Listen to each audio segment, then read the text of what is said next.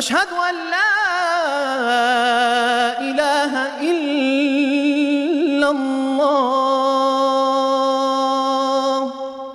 ये नरगिस साहिबा इंडिया से पूछती हैं, फजर छोड़कर बाकी नमाजें पढ़ना, अगर हम फजर की नमाज ना पढ़ें तो क्या बाकी नमाजें पढ़ सकते हैं या वो भी कबूल नहीं होंगी? फजर की नमाज ना पढ़ें तो ऐसा कोई पैकेज हमारे इल्म में नहीं है कि जो फजर की नमाज ना पढ़े उस पर बाकी नमाजें भी अल्लाह की तरफ से माफ़ हो जाती हैं। इस तरह का कोई पैकेज अभी तक मेरे इल्म में नहीं है कि कुरान और सुन्नत में कोई इस तरह का कोई पैकेज नमाज छोड़ने वालों को स्पेशली दिया गया हो कि जो एक छोड़ दें वो बाकी भी छोड़ दें। ऐसा नहीं है। आप अगर फजर नहीं पढ़ते तो बाकी 4 नमाजें पढ़ें, क्योंकि बाकी भी छोड़ेंगे तो और बड़ा गुनाह होगा, और फजर छोड़ना भी कबीरा गुनाह है। रसूलुल्लाह सल्लल्लाहु अलैहि वसल्लम ने इरशाद फरमाया, मन तरक अस्सलात मुतअम्मिदन फ़क़द कफ़र, जिसने जानकर नमाज छोड़ दी तहक़ीक़ उसने कुफ्र किया। तो ये खूब समझ लेना चाहिए कि इस्लाम लाने के बाद नमाज जानबूझकर क़ज़ा कर देना, इससे बड़ा कोई जुर्म इस्लाम में है नहीं। ये तो तसव्वुर नहीं था पहले ज़माने में कि कोई मुसलमान हो और जानकर नमाज क़ज़ा कर दे, तो इस्लाम की अलामत है। इसलिए इस कबीरा गुनाह से फ़ौरन तौबा करें, और अगर अल्लाह ना करे कभी फजर छूट जाती है तो फ़ौरन से जितना जल्दी हो सके तौबा भी करें और क़ज़ा भी करें, और बाकी नमाजें वो भी पढ़ें। फजर की सुन्नतें रह जाएं तो कब पढ़ें? क्या हम फजर की नमाज के बाद सुन्नत पढ़ सकते हैं? बाज़ लोग बोलते हैं कि तुम पढ़ सकते हो और बाज़ लोग कहते हैं कि नहीं, बल्कि तुलूए आफ्ताब के बाद पढ़ सकते हो। इस बारे में रहनुमाई फरमाएं। आसिम नसीर कश्मीर से। ये मसला उलमा के माबैन इख्तिलाफी है। इमाम अहमद बिन हम्बल, इमाम शाफी के नज़दीक जायज़ है कि फ़जर की फ़र्ज़ नमाज के फ़ौरन बाद आप सुन्नतें पढ़ लें, लेकिन इमाम हनीफ़ा रहमहुल्लाह ताला के नज़दीक फ़ौरन बाद नहीं बल्कि इशराक़ के वक्त आप पढ़ें, और ये अब्दुल्ला बिन उमर से साबित भी है अमलन के। और ये जो हदीस में आता है कि नमाज के बाद सुन्नतें पढ़ी जाएँ, तो हनाफ के यहाँ इसका मतलब यही है कि नमाज के बाद उस वक्त जब मकरूह वक्त गुजर जाए, और वो इशराक़ के वक्त गुजर चुका होता है, क्योंकि फ़जर की नमाज के बाद नवाफिल नहीं है। तो इसलिए, और सहाबा से भी मनक़ूल है, तो किसी वक्त मैं इंशाअल्लाह पूरे रेफरेंस के साथ इस पर दलाइल रिकॉर्ड करवा दूंगा। अभी तो सिर्फ साहिल ने जितनी बात पूछी है तो सिर्फ टू द पॉइंट उसी बात का जवाब दे रहा हूँ कि फ़िक़्ह हनफ़ी में यही है कि आप इशराक़ के वक्त पढ़ें, फ़ौरन बाद ना पढ़ें।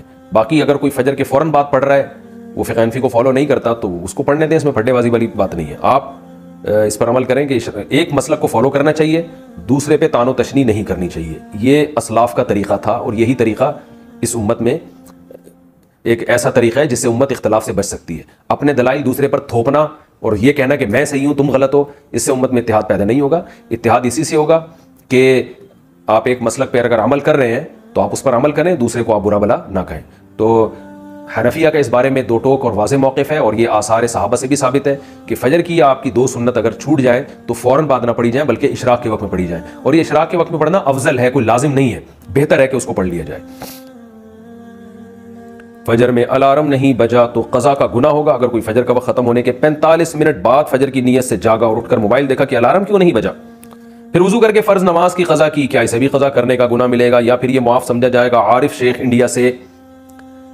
आरिफ शेख साहब, अगर पूरा इंतज़ाम इसने फजर में उठने का किया था फिर भी बेचारे की आँख नहीं खुली तो फिर क्यों गुनाह मिलेगा? हदीस में आता है कि लैसा फ़िन नौम तफ़रीद फ़िल यक़ज़ा। आप सल्लल्लाहु अलैहि वसल्लम ने फरमाया कि सोने में कोताही नहीं है। कोई आदमी अगर सो जाए और आँख ना खुले, खुद आप सल्लल्लाहु अलैहि वसल्लम के साथ ऐसा हुआ सही बुखारी में कि उसको आप सल्लल्लाहु अलैहि वसल्लम की आँख नहीं खुली, क्योंकि हज़रत बिलाल जिन्होंने जगाना था उनकी आँख नहीं खुली। तो हज़रत बिलाल कि जब सूरज की किरणें आपके चेहरे पर पड़ी हैं तो हज़रत बिलाल की आँख खुली, तो आपने सबको उठाया। तो पूरा इंतज़ाम आप जागने का करके सोए फिर भी आँख नहीं खुली तो वो माफ़ है। आप सल्लल्लाहु अलैहि वसल्लम ने फरमाया कि मन नाम अन सलातिन औ नसियहा फलयुसल्लिहा इज़ा ज़करहा, कि जो आदमी नमाज से सो जाए या भूल जाए तो जैसी याद आए उस वक्त पढ़ ले, जैसी जाग आए उस वक्त पढ़ ले। तो इसका मतलब इंसान के साथ ये हो सकता है कि आँख ना खुले उसकी। फजर की पाबंदी कैसे करें? फजर की नमाज नींद की वजह से क़ज़ा हो जाती है, जहन में ख्याल आता है कि अभी सो जाता हूँ, बाद में इसकी क़ज़ा कर लूँगा, इसकी थोड़ी वजाहत फरमा दें। मोहम्मद अज़हर इंडिया से। मोहम्मद अज़हर भाई, मसला ये है कि इस्लाम में ना शिर्क के बाद नमाज क़ज़ा करने से बड़ा गुनाह नहीं है, किसी कीमत पे माफ़ नहीं है नमाज। तो आप सो जाएं या कुछ भी कर लें, आपको नमाज पढ़नी पड़ेगी, वरना आखिरत में इसका बड़ा सख्त हिसाब देना पड़ेगा आपको। और फजर की नमाज की वैल्यू इसलिए भी ज़्यादा है कि उसमें वो उसके सवाब इसलिए ज़्यादा है कि उसको पढ़ना मुश्किल है। तो 2 काम मैं आपको बताता हूँ, वो अगर कर लें तो इंशाअल्लाह आपसे पाबंदी हो जाएगी। नंबर 1, सुबह उठने के लिए आप एक अलार्म वाली घड़ी लें जिसके अलार्म की आवाज़ बहुत तेज़ हो, और वो आप जहाँ सोते हैं ना उस जगह से दूर रखें, कहीं दूर अलमारी पर रखें, ताकि जब वो बजे तो इतनी ज़ोर से बजे कि आपके 14 तबक रोशन हो जाएं और महल्ले वाले आपको बोलेंगे भाई जाके इसको बंद करो। और दूसरी बात ये होगा, दूर रखने का फायदा ये होगा कि आप फौरन वहीं सोते सोते हाथ मार के बंद नहीं करेंगे, बल्कि आपको उठ के चल के जाना पड़ेगा उसे बंद करने के लिए। तो इतनी तेज़ आवाज़ हो कि आप दौड़ते हुए जाएं उठ के, तो इससे इंशाल्लाह आपकी आधी नींद भी गायब हो जाएगी और जो सुस्ती थी वो भी कम हो जाएगी और आप इंशाल्लाह उठ भी जाएंगे। दूसरा काम आपने ये करना है कि जिस दिन फजर की नमाज कज़ा हो जाए उस दिन आपने फजर सुबह का नाश्ता नहीं करना है।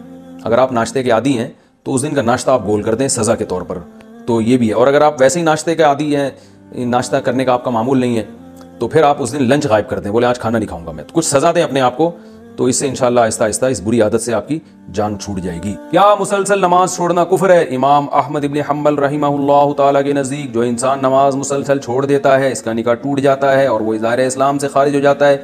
नीस तिरमिज़ी की एक हदीस है कि मुसलमान और काफिर में फ़र्क करने वाली चीज़ नमाज है, लेकिन इमाम हनीफा रहिमहुल्लाह ताला के नज़दीक ऐसा नहीं है। तो इन हज़रात की क्या दलाइल हैं? कामरान शेख इंडिया से, इमाम अहमद बिन हम्बल के नज़दीक हमेशा नमाज छोड़ने वाला काफिर नहीं, बल्कि एक नमाज भी बगैर किसी उज़र के जो शख्स जानबूझकर छोड़ देगा वो काफिर हो जाएगा।